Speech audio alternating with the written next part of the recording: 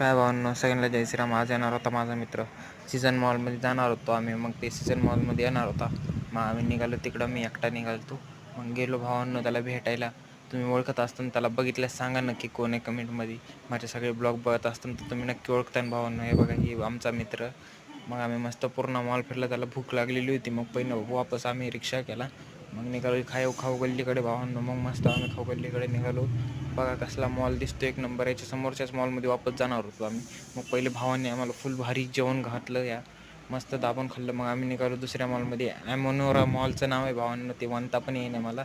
आम्ही खूप फिरलो आहे मॉल. मी पहिल्यांदा चालतो या मॉलमध्ये भावांनो. खूप मजा आली. मग आज मग अचानकच मला घरच्यांचा फोन आला. म्हणले जायचं का तुला माजलगावला. मग मी माजलगावला जायचं ठरवलं. मग मला भाऊ म्हणला की सोडतो मी तुला.